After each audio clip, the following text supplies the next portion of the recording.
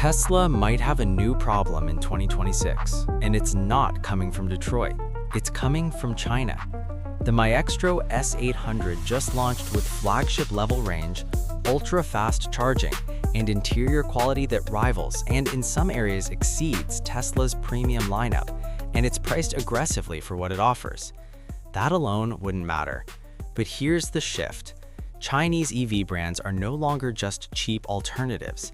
They're becoming legitimate premium competitors. And if that trend accelerates, Tesla's dominance in global EV markets could face real pressure. But there's one reason this might not hit Tesla the way people expect. Let's break it down. The Maextro S800 isn't trying to be quirky. It's not trying to be disruptive in the Cybertruck sense.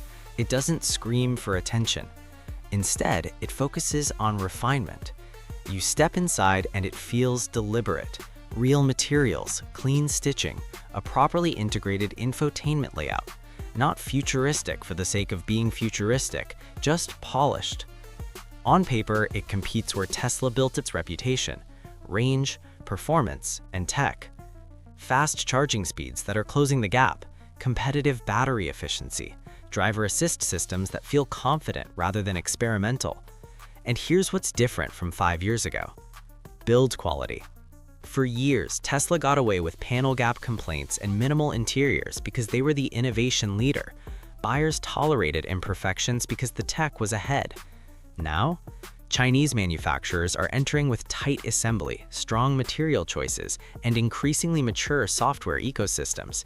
That changes the equation, because once technology becomes comparable, buyers start looking at the boring stuff: fit and finish, interior comfort, long-term durability, resale stability. And this is where the pressure builds. If the Maextro S800 can deliver Tesla-level range with more traditional luxury feel and at a competitive price, then Tesla is no longer competing on innovation alone. It's competing on execution. But here's where things get complicated. Tesla still has ecosystem power: supercharger infrastructure, brand recognition, software integration, over-the-air update maturity, resale market confidence. Those aren't small advantages, they're structural advantages.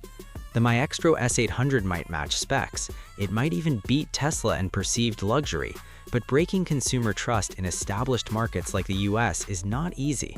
And that's the key question. Is the Maextro S800 a global disruptor, or is it a regional success story?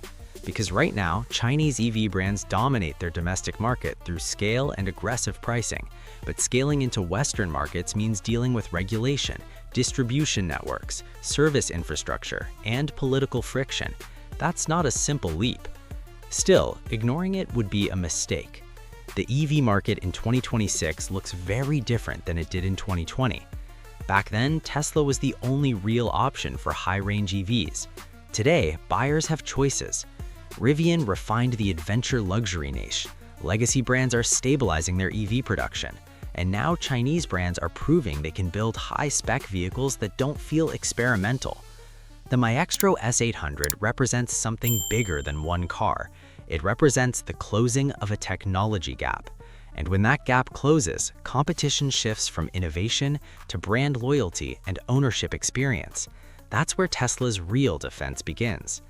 So is the Maextro S800 a Tesla killer?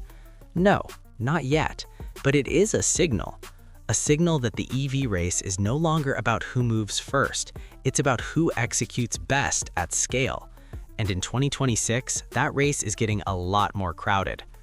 The real question isn't whether Tesla should be worried, it's whether buyers are ready to trust something new. Because once that trust barrier falls, the EV market changes fast.